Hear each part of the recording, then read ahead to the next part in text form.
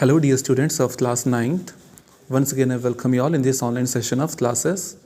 In the previous video we have done exercise 1.5 and this last part which was to be explained, this was second part of question number 5 which was rationalizing the denominator. The question was 1 upon root 7 minus root 6. अब देखो, I have told you that when we have to rationalize, if there is the values of like square root in the denominator, then we used to rationalize the denominator. So here the denominator, the term is root 7 minus root 6. So you have to multiply and divide. आपको denominator वाली term से ही multiply और divide करना है, but in between opposite sign. For example, if there is minus sign, you have to multiply and divide by plus sign. And if there is plus sign in between, then you have to multiply and divide by minus sign. So you have to multiply and divide by root 7 plus root 6. 1 upon root 7 minus root 6 into root 7 plus root 6 upon root 7 plus root 6. So you have to multiply. जब इसको 1 से multiply करेंगे तो यही वाली term आ जाएगी. और नीचे स्टूडेंट्स ध्यान से देखो, root 7 minus root 6 into root 7 plus root 6. So यहाँ पे एक आपका फॉर्मूला बन रहा है a minus B into A plus B, that is equals to A square minus B square. So root 7 का square 7, root 6 का square 6, so 7 minus 6 will be equals to 1. So this is the solution. Nextly, we have to study very important law of exponents. Again, students, I am saying these laws are very very important. ठीक है, which will be useful in your life when you will be studying maths, laws of exponents for real numbers. So first one is a की power m into A raise to power n is equals to A raise to power m plus n. इसका मतलब क्या है कि अगर आपके पास कोई दो टर्म्स मल्टीप्लाई हो रही हैं जिनकी बेसिस सेम है, जैसे if I am saying 2 raise to power 4, तो यहाँ पे जो ये 2 है इसको बेस कहते हैं और इस जो 4 है ये पावर. ठीक है, रेस टू पावर 4. तो ये जो पावर है, पावर नहीं तो एक्सपोनेंट भी आप बोल सकते हो. ठीक है, सॉरी इंडिसेस पावर को और क्या कहते हैं, इंडिसेस. ठीक है, तो अगर कोई ऐसी टर्म्स मल्टीप्लाई हो रही है जिनकी बेसिस सेम है और पावर्स अलग अलग हैं m और n, तो वो उसको कैसे सॉल्व होता है, a raise to power m plus n, मतलब पावर्स क्या हो जाती हैं, ऐड हो जाती हैं. ठीक है, second is a raise to power m whole raise to power n. ठीक है, तो वो किसके इक्वल होता है, a raise to power m into n. Third one is a raise to power m upon a raise to power n. जैसे यहाँ पे मल्टीप्लाई हो रहे हैं वैसे यहाँ पर डिवाइड हो रहे हैं कि अगर बेसिस सेम है और पावर्स अलग अलग है और अदर दो टर्म्स डिवाइड हो रही हैं तो लॉ कैसे अप्लाई होती है, a raise to power m minus n, powers क्या हो जाएंगी, minus.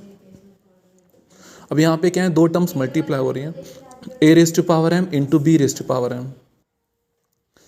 Next one fourth one was, अगर क्या है, बेसिस आपके पास डिफरेंट है और पावर सेम है, like a raise to power m into b raise to power m, so that will be equals to, basis same है, पावर्स बेसिस अलग है, डिफरेंट है और पावर्स क्या है, सेम है, तो वो क्या हो जाएगा, a into B whole raise to power m. ठीक है, fifth one is 1 upon a raise to power n. ठीक है, ये तो सिंपल बेसिक सी टर्म है. अगर कोई भी टर्म अपॉन में है, ठीक है, डिनोमिनेटर में है, और अगर आपने उसको न्यूमरेटर की फॉर्म में लिखना है तो उसको कैसे लिखते हैं, a raise to power minus n, मतलब उसकी पावर क्या हो जाएगी, इन्वर्स हो जाएगी. ठीक है, a raise to power minus n.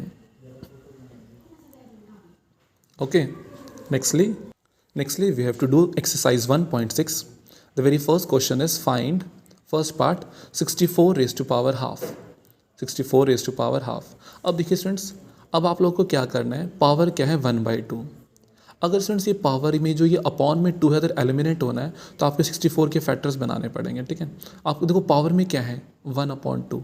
तो ये जो डिनोमिनेटर 2 है ना, बस आप लोगों ने इस 2 को ध्यान से देखना है कि जो अंदर वाली टर्म है ना वो किसी का स्क्वायर होना चाहिए. तो 64 क्या होता है, 8 का स्क्वायर. 64 क्या होता है, 8 इंटू 8, 8 का स्क्वायर. तो 8 का स्क्वायर, फिर आप लोगों ने लॉ ऑफ एक्सपोनेंट पढ़ी है कि a raise to power m whole की power n is equals to A raise to power m into n. तो ये क्या हो जाएगा, 8 की पावर 2 इंटू 1/2. 2 और 2 एलिमिनेट हो जाएगा, आपका आंसर क्या बच जाएगा, 8. Similarly second part, 32 raise to power 1/5. ठीक है, 32 रेस टू पावर 1/5. तो पावर में क्या है, 1/5. तो इस 32 के फैक्टर्स बना लीजिए, वो क्या है, 32 रेस टू पावर 1/5. सो 32 के फैक्टर्स क्या बन जाएंगे, 2 इंटू 2 इंटू 2 इंटू 2. ठीक है, मतलब 2 रेस टू पावर 5. सो ये क्या है, 2 raise to power 5. Same law of exponent will be applied here. A raised to power m whole raised to power n will be equals to a raised to power m into n. So that will be 2 raised to power 5 into 1 by 5. तो powers में 5 और 5 cancel हो जाएंगे, eliminate हो जाएंगे, आपके पास बचेगा केवल 2 की power 1, that is 2 only. Similarly third part also 125 के फैक्टर्स क्या बन जाएंगे? 5 into 5 into 5. Okay, so that is 5 की power 3 into 1 by 3, 3 eliminated, answer is 5. Now question number 2, find first part is 9 raised to power 3 by 2. अब 9 के factors बनाने हैं, क्या फैक्टर्स बनेंगे? 3 इंटू 3 दैट इज 3 का स्क्वायर, तो 3 अगेन सेम प्रॉपर्टी, तो ये पावर्स मल्टीप्लाई हो जाएंगे, 3 की पावर 2 इंटू 3 बाई 2, तो अपॉन वाले 2 और 2 कैंसिल हो गए, बचेगा सिर्फ क्या? 3 की पावर 3, तो दैट इज 3 की पावर 3 मतलब 3 को आपने 3 टाइम्स मल्टीप्लाई करना है, 3 into 3 into 3 that is 27, 3 3 9, 9 3 27. Next part, fourth part. See, I have in the previous page I have done this first part, and nextly we are doing fourth part. ठीक है, second and third part are your homework. 125 raised to power minus 1 by 3.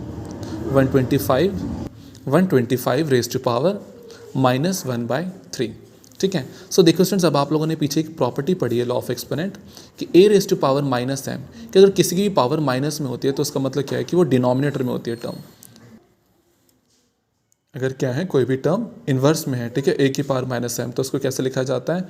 1 upon ए की power M. ठीक है, तो जैसे यहाँ पे क्या है, पावर इन्वर्स है, मतलब पावर माइनस में है, तो माइनस में मतलब का उसका मतलब क्या हो जाएगा कि that term will be written in denominator, so that will be written as 1 upon 125 raise to power 1 by 3. मतलब पावर सेम रहेगी लेकिन अपॉन में क्या हो जाएगी? पॉजिटिव, क्योंकि न्यूमरेटर में टर्म कैसी है? नेगेटिव पावर है, तो डिनोमिनेटर में पावर पॉजिटिव हो जाएगी. तो अपॉन में अब इसको सॉल्व करना है. ठीक है, 125 क्या हो जाएगा? 5 into 5 into 5, 5 into 5 raise to power 3, तो 3 इंटू 1 बाई 3 कैंसिल हो जाएंगे, तो बचेगा क्या? सिर्फ अपॉन में 5, that is 1 upon 5. Now question number 3, 4 parts are there, all the 4 parts have been discussed in this video. So first part is 2 raise to power 2 by 3 into 2 raise to power 1 by 5. ठीक है, तो जैसे अब देखो क्या basis same है, powers अलग अलग हैं, तो if basis are same powers can be added. तो सेम प्रॉपर्टी आप लोगों ने अप्लाई करनी है, पावर्स ऐड हो जाएंगे, 2 की raise to power 2 by 3 plus 1 by 5. LCM लीजिए, क्या आ जाएगा? 2 raise to power 13 by 15. Solve करने की जरूरत नहीं, to just leave this answer up to here only. 2 raise to power 13 by 15, this can not be further solve. Second part is 1 upon 3 raise to power 3 whole raise to power 7.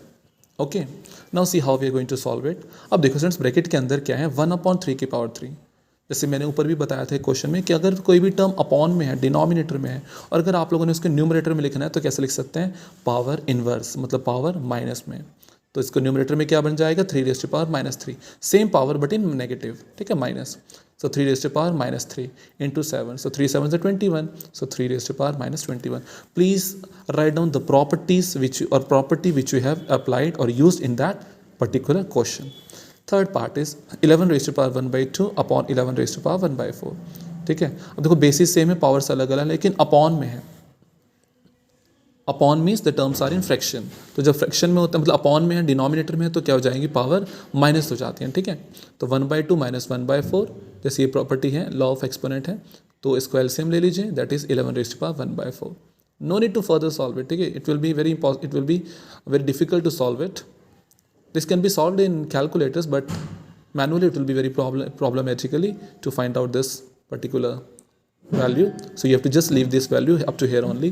Fourth part is 7 raised to power 1 by 2 into 8 raised to power 1 by 2. See, now bases are not same, but powers are same and bases are different.